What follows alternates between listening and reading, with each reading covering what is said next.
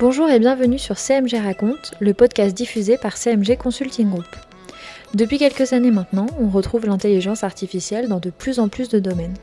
Les métiers du contrôle interne et de la conformité ne sont pas en reste et peuvent eux aussi bénéficier des outils de machine learning pour les accompagner dans le traitement de leurs données. Comment l'IA est utilisée pour optimiser le contrôle interne ? Quelles sont les limites de son utilisation ? Pour aborder ce sujet passionnant, je reçois Quentin Dessalles, consultant en conformité et contrôle interne, et Songyuk Pang, doctorant en intelligence artificielle et big data. Bonjour Quentin, bonjour Song. Bonjour. Bonjour Julia. Merci à vous de vous être libérés pour qu'on puisse enregistrer ce nouveau numéro de CMG Raconte qui porte aujourd'hui sur l'intelligence artificielle et le contrôle interne. Et je vous propose qu'on commence par voir ensemble quels sont les avantages de l'utilisation de l'intelligence artificielle dans ce métier de contrôle interne ou de conformité. Et Quentin, je te propose de commencer. Tout à fait. Donc effectivement, l'intelligence artificielle, c'est un outil qui ouvre beaucoup de portes. Alors c'est vrai dans tous les métiers, c'est vrai en contrôle interne et en conformité bien sûr. Alors juste pour resituer, contrôle interne, de manière très basique, c'est tout ce qui permet de maîtriser les risques dans une entreprise et de s'assurer que ses objectifs sont atteints. Et la conformité, c'est assez intuitif, c'est s'assurer qu'on respecte les lois et règlements dans une entreprise. Donc l'intelligence artificielle, en quoi elle peut aider ? Elle peut aider comme un outil, comme dans n'importe quelle activité. Je vais prendre un exemple concret pour analyser les justificatifs de revenus ou les justificatifs d'identité dans une démarche de contrôle ou même de conformité, pour connaître son client, le KYC. On peut utiliser l'intelligence artificielle et utiliser l'outil pour analyser des scans de documents et identifier des alertes, des contradictions, des anomalies dans ces scans. Et ça permet de démultiplier le pouvoir du contrôleur. Avant, il fallait faire des échantillons. On avait des milliers de scans, de documents scannés. Avec l'intelligence artificielle, on peut passer à de l'exhaustif. Donc c'est un outil très puissant qui permet d'aller bien au-delà de ce qu'on pouvait faire avant. Et un contrôleur maintenant avec l'intelligence artificielle peut faire le travail de 10 contrôleurs maintenant sur certains sujets. Oui, parce que il me semble qu'en fait l'intelligence artificielle s'applique surtout sur des gros volumes. C'est là aussi où c'est intéressant sur, comme tu disais, sur le traitement des alertes, etc. Je pense effectivement, on est sur des techniques où plus il y a de données, mieux c'est. Donc, encore une fois, je vais un peu redéfinir le cadre d'intelligence artificielle où en fait on va parler aussi beaucoup de méthodes d'apprentissage. Donc qui dit apprentissage, il doit avoir aussi beaucoup d'exemplaires, beaucoup d'exemples. Et donc plus on a, mieux c'est, mieux il saura identifier les scans, les alertes. Et du coup, Quentin, sur quel type d'information va s'appliquer l'intelligence artificielle, va aider finalement le contrôleur ? Alors c'est assez vaste, on se doute bien que l'intelligence artificielle ouvre beaucoup de portes. Donc ça, c'est un peu la créativité des contrôleurs, d'imaginer les applications. Donc on a cité l'application, la reconnaissance de caractères, d'images, de scans, et pouvoir analyser des documents, c'est un exemple. On peut avoir d'autres exemples, mettons par exemple identifier en termes de conformité, identifier des schémas de blanchiment d'argent. Donc le blanchiment, essayer de faire passer de l'argent sale comme de l'argent et le faire passer dans du circuit classique. Il y a des scénarios, donc traditionnellement, comment ça se passait ? On avait des règles. C'est-à-dire que l'expert disait, si jamais on a tel mouvement, mettons en cash, de plus de temps, de tel montant, alors ça fait une alerte. L'intelligence artificielle, elle va permettre d'aller au-delà de ça, donc c'est plus complémentaire. Et elle va par exemple aider à trouver des comportements anormaux. Donc par exemple, un client avait un comportement, il avait des revenus et des dépenses, et soudainement ça va changer sans explication, et l'intelligence artificielle va être capable de l'identifier automatiquement et de le rapprocher de choses qu'elle a peut-être déjà vues, comme des scénarios de blanchiment ou des scénarios de fraude. Donc en fait, le panel d'application de l'intelligence artificielle en contrôle, c'est assez large, hein, c'est limité que par l'imagination des contrôleurs, et on est capable d'appliquer ça à tout type de contrôle, pour autant que ce soit sur des gros volumes de données, idéalement sur des données un peu structurées, même si c'est pas forcément prérequis, mais ça aide beaucoup l'intelligence artificielle d'avoir des données bien structurées. Et on en parle. Tu dis données structurées, tu penses à... Oui, effectivement, c'est une bonne question. Une donnée structurée, c'est une donnée qui va... Typiquement, une donnée structurée, on va avoir des champs précis. Donc, par exemple, le nom de la personne, son âge, ses mouvements bancaires, si on est dans le monde bancaire. Donc ça, c'est des données assez structurées. C'est très facile pour une machine de les analyser. On peut avoir des situations où les données sont beaucoup moins structurées. Typiquement, le langage naturel, ça peut être un peu plus compliqué si on analyse les commentaires clients ou les choses comme ça. L'intelligence artificielle peut les analyser, mais pour des sujets de contrôle, ça va être peut-être un peu plus dur. Alors, par mots-clés, on peut y arriver, ça c'est assez facile. Je vais prendre un exemple encore sur la conformité. En interne, on a les banques, les banquiers n'ont pas le droit de mettre des commentaires, par exemple désobligeants sur leurs clients, même si c'est des champs en privé, juste sur des données qui restent en interne. Ça, bon, on se doute bien que c'est pas bien de cracher sur les clients par écrit, dans les champs de commentaires, mais sur la masse de collaborateurs qu'on peut avoir, surtout par exemple en banque de détail, où il y a des milliers et des milliers de conseillers, on ne peut pas exclure qu'il y ait certains conseillers qui, malgré tout, s'adonnent à ce genre de pratique. Et donc là encore, l'analyse du langage naturel, c'est quelque chose qui émerge, est capable de repérer ce genre de choses. Et du coup, est-ce que l'intelligence artificielle, alors ça c'est une question qui s'adresse un peu à vous deux, Quentin et Song, est-ce que l'intelligence artificielle va pouvoir après anticiper des scénarios de fraude ou de langage artificiel, comme tu disais, c'est-à-dire à force peut-être de voir des exemples qui existent ou qui ont été intégrés dans le logiciel d'intelligence artificielle, est-ce que derrière, cette machine learning, finalement, va pouvoir apprendre à anticiper des scénarios ? Alors, avant même de répondre à ta question, je vais remettre aussi un peu le principe que vient de citer Quentin, qui est le format aujourd'hui classique de comment le machine learning apprend, entre guillemets, qui effectivement, avant qui était plus classique, où on a des données, une règle, et on a entre guillemets le résultat. Donc imaginons ici, c'est détecter ce mouvement un petit peu frauduleux. Aujourd'hui, on a des données, on sait que ce mouvement a été frauduleux par exemple, et on lui met dans un algorithme, dans un logiciel, et il va essayer de trouver cette règle-là. Okay, une sorte de frontière, on va dire, à partir de là, ok, au vu des caractéristiques, au vu des attributs, c'est un mouvement un peu bizarre.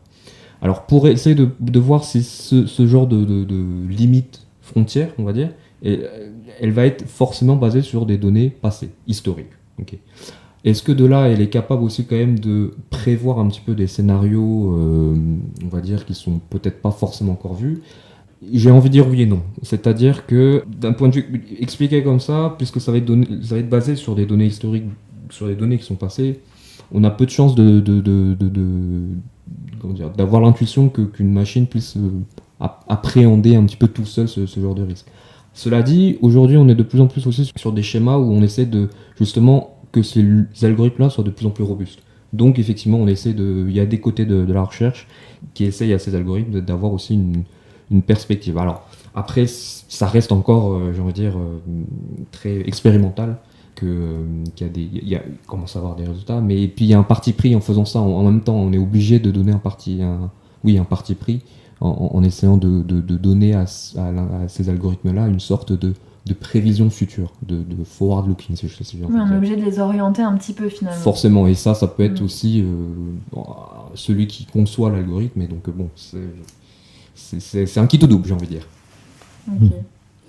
Effectivement, Song a raison, c'est que l'algorithme d'apprentissage se base sur le passé.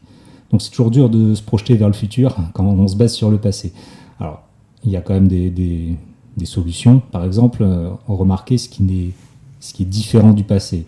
Sans savoir à l'avance quel va être le scénario. Donc on avait cet exemple de blanchiment que l'on peut repérer avec un changement de comportement.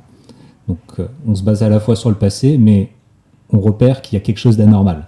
La machine ne sait pas encore dire quel est le scénario. Ça, c'est l'humain qui pourra l'analyser. Mais au moins, la machine est capable de voir qu'il y a quelque chose d'anormal, en tout cas anormal dans le sens hors de la norme. Et donc ça, c'est aussi une des méthodes d'intelligence artificielle, de pouvoir repérer ce genre d'anomalie, créer une alerte et pouvoir le donner à l'opérateur qui va l'analyser. Est-ce qu'il y a toujours des failles pour les fraudeurs, du coup, avec l'intelligence artificielle ? Alors c'est toujours la course un petit peu entre les contrôles et les fraudeurs. C'est toujours une course, que ce soit intelligence artificielle ou pas. C'est la course aux armements. On met de nouveaux contrôles, les fraudeurs trouvent de nouvelles façons de les contourner, donc on met de nouveaux contrôles et ainsi de suite. Et l'intelligence artificielle est toujours dans cette démarche de la course aux armes. Ça va être bien sûr plus dur, parce que ça va repérer des choses qui de manière beaucoup plus exhaustive et de manière beaucoup plus efficace. Et donc, le fraudeur aura moins de moyens de se cacher un petit peu dans la masse. Donc ça, effectivement, ça va être plus dur pour les fraudeurs.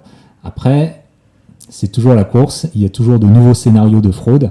Et de toute façon, il y a toujours... le fraudeur, c'est son métier, entre guillemets, d'essayer de contourner ces algorithmes et de trouver la faille. Et l'intelligence artificielle, ça faut être sûr, c'est pas infaillible du tout. C'est sûr. Oui. Puis ce que tu disais la dernière fois, c'est que de toute façon, l'intelligence artificielle est, quoi qu'il arrive, complémentaire avec les règles métiers. Donc il y aura toujours besoin de l'humain.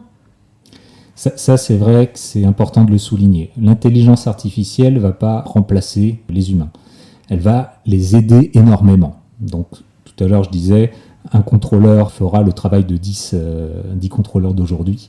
Donc ça, c'est une réalité. Par contre, il n'y aura jamais 0 contrôleur. Ça, c'est pas envisageable. Si on reprend l'exemple des alertes, les alertes anti-fraude ou anti-blanchiment, il faut quand même une analyse. Et ça, l'intelligence artificielle n'est pas capable de le faire. Elle est très forte, l'intelligence artificielle, pour repérer des patterns ou pour repérer de l'anormal. Mais elle ne comprend pas la décision qu'elle prend, l'intelligence artificielle. Elle lance une alerte, mais elle ne va pas comprendre le scénario qui est derrière. Elle va juste repérer qu'il y a quelque chose qui cloche. Et c'est l'humain qui va être capable de prendre la décision et dire là, c'est un scénario de blanchiment, c'est un scénario de fraude, ou c'est autre chose qui a jamais été vu avant ou qui correspond à une situation un peu particulière, mais somme toute normale quand même. Oui, en fait, on dit l'erreur est humaine, mais finalement, elle est moins humaine qu'artificielle dans ces cas-là. C'est-à-dire que si on devait demander à l'intelligence artificielle de prendre les décisions, on s'exposerait à des erreurs fréquentes qu'on a moins peut-être quand on le fait avec l'humain, avec les contrôleurs. Peut-être. Alors, l'intelligence artificielle va aider. Elle peut faire des erreurs. Après, on a une tolérance vis-à-vis des erreurs. On peut calibrer un petit peu l'intelligence artificielle. Si elle remonte beaucoup de faux positifs, eh bien, elle se trompe souvent et on admet qu'il y a un humain qui repasse derrière. Mais si on la règle un peu trop stricte, elle va manquer plein de choses. Elle va remonter que des cas évidents, mais on va louper beaucoup de scénarios ou d'anomalies. Et donc l'intelligence artificielle, elle va se tromper. Et il y a des situations, ça c'est important de le comprendre, c'est qu'il y a des situations où c'est pas grave de se tromper. Il y a des situations où c'est grave. Il faut bien faire la différence en tant que contrôleur, faire la distinction entre ces situations. Je vais prendre l'exemple. La Commission européenne travaille sur ces sujets-là et elle a défini des risques en fonction de l'utilisation de l'intelligence artificielle. Et il y a des situations où l'intelligence artificielle est considérée comme risquée. C'est pas interdit de l'utiliser, mais ça suppose que soit il n'y ait que très peu d'erreurs et qu'il y ait un humain qui passe derrière, ou alors il y a beaucoup d'erreurs, il y a beaucoup d'humains qui passent derrière. Donc elle donne des exemples de situations où c'est très risqué et c'est typiquement là où l'intelligence artificielle peut remettre en cause les libertés individuelles. Et donc il y a quelques exemples. Par exemple, l'octroi de crédit, si c'est fait par une intelligence artificielle, c'est un grand risque parce que derrière, ça joue sur la vie des gens quelque part. Pareil sur les systèmes RH pour identifier les meilleurs candidats. Ça a un impact direct sur la vie et les libertés des gens. Et donc là, c'est des sujets où l'intelligence artificielle peut être utilisée, c'est pas interdit, mais ça représente un risque pour ces libertés individuelles.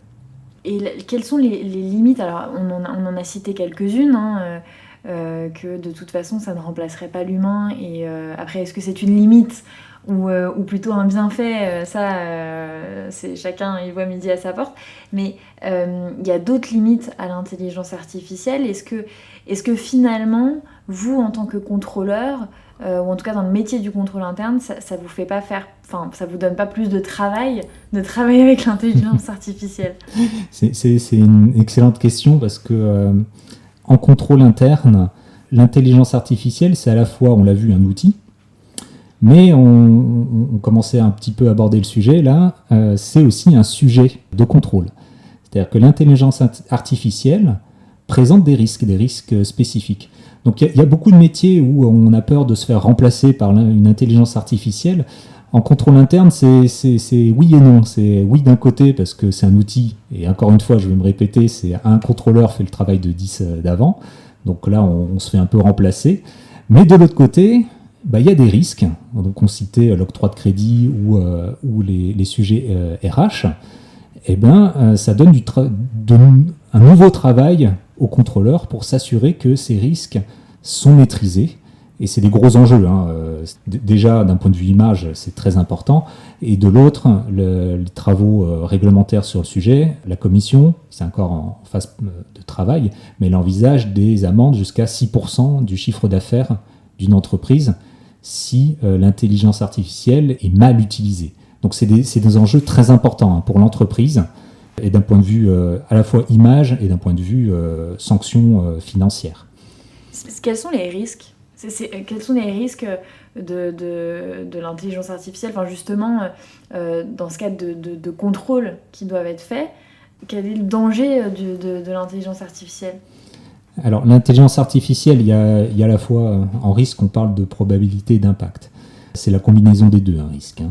Donc, en termes d'impact, on a un peu abordé le sujet. Si jamais il y a des enjeux pour des impacts pour les individus, pour les libertés individuelles, c'est des forts impacts. C'est des choses qui peuvent faire la une des journaux, c'est des choses qui peuvent mener à des sanctions très lourdes. Donc ça, c'est extrêmement impactant. Le risque, c'est aussi la probabilité. C'est-à-dire que si on a une intelligence artificielle robuste qui arrive à gérer ces situations, pourquoi pas. Mais tout est dans le « si ».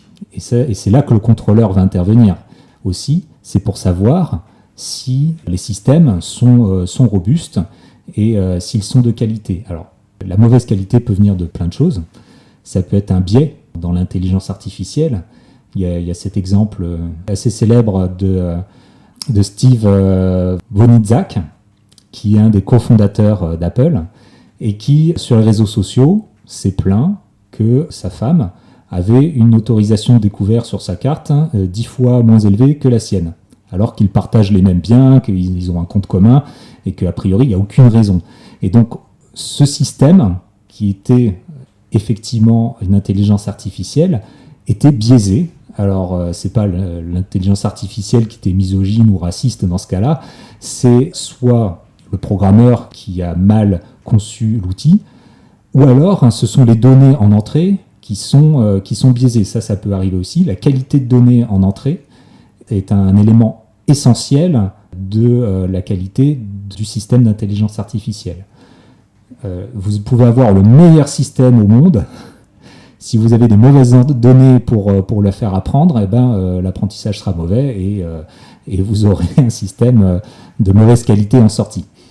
Donc tout ça pour dire, les risques ne manquent pas. Ça peut être la qualité des données, ça peut être le biais de l'algorithme lui-même, ça peut être sa robustesse. Il peut être très bon à un moment et puis la situation change et puis il peut être très mauvais dans une autre situation.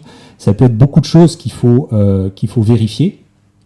Et le contrôleur est là justement pour vérifier que le système fonctionne correctement. Comment on s'assure de la qualité des données dans un système de machine learning comme ça ? Sur la qualité de données, alors c'est aussi un sujet de contrôle justement. Ah oui. Donc toutes les techniques de contrôle classiques s'appliquent. Donc on retrouve l'échantillonnage, on retrouve les règles métiers, et puis pourquoi pas, une intelligence artificielle peut aider justement à analyser la qualité de données. On donnait l'exemple avant des scans de documents. Comparer les informations sur des documents justificatifs et les informations dans le système, c'est un moyen de contrôler la qualité de données. Alors après, ça peut être appliqué à la qualité de données sur les clients, ça peut être sur les données comptables, ça peut être, enfin, dès qu'il y a des données, en fait, on peut appliquer ces techniques de contrôle. Et parmi les techniques de contrôle, l'intelligence artificielle a maintenant sa place.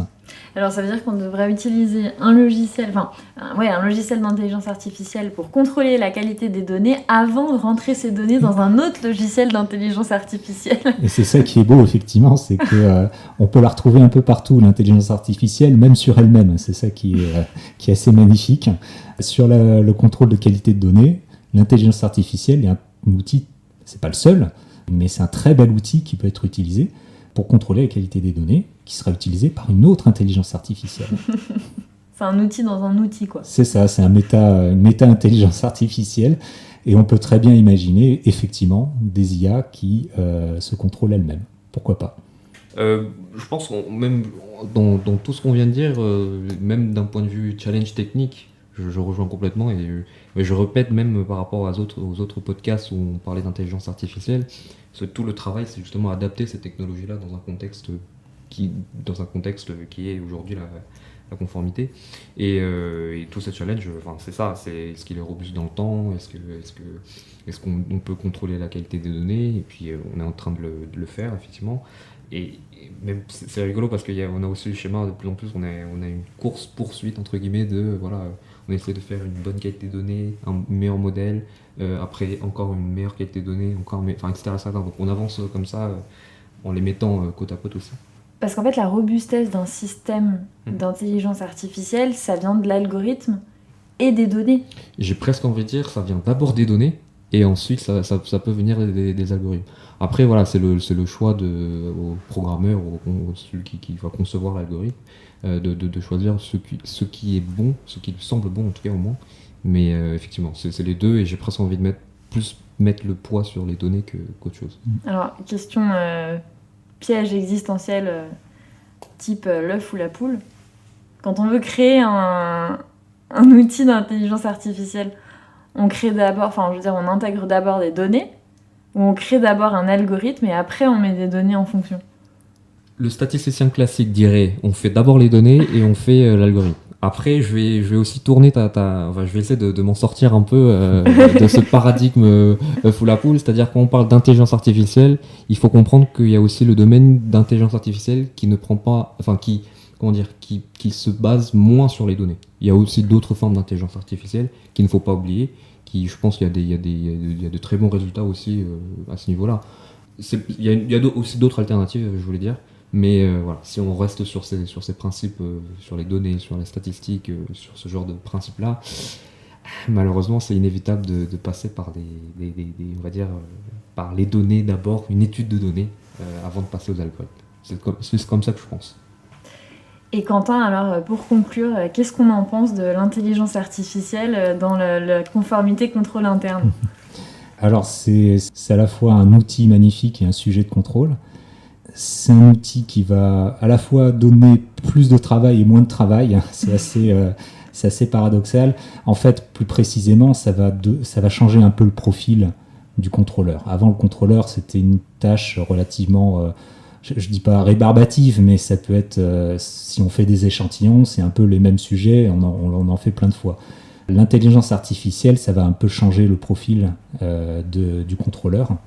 Ça ne va pas forcément être quelqu'un qui va faire et refaire les mêmes dossiers, analyser les dossiers de crédit par milliers ou par centaines s'il fait que des échantillons. Ça va être quelqu'un qui va être capable de comprendre les résultats que l'IA va lui sortir. Et ça change un petit peu les connaissances du contrôleur, son profil, ses compétences. Et ça va être un sujet pour les entreprises, c'est essayer d'avoir ces compétences qui sont différentes, qui ne sont pas les compétences qu'on avait dans les années 60, 80, 90, 2000. C'est vraiment les compétences des années 2020. C'est des gens qui sont peut-être d'un niveau peut-être un peu plus avancé sur l'analyse de données, sur comprendre l'IA, ce qu'elle est capable de faire et de ne pas faire, quels risques elle présente par rapport à ce qu'il pouvait y avoir avant. Donc tout ça va changer fondamentalement le profil du contrôleur et les compétences que les entreprises vont rechercher. Eh bien écoutez, je vous remercie beaucoup tous les deux d'avoir encore une fois pris le temps de participer à ce nouveau numéro. On a encore appris plein de choses. Et puis j'espère qu'on se retrouvera bientôt pour un nouveau numéro de CMG Raconte. Merci. Merci Julia.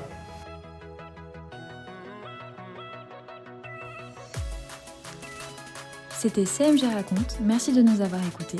Si ce podcast vous a plu, n'hésitez pas à commenter, liker et partager. On se retrouve très bientôt pour un nouvel épisode de CMG Raconte.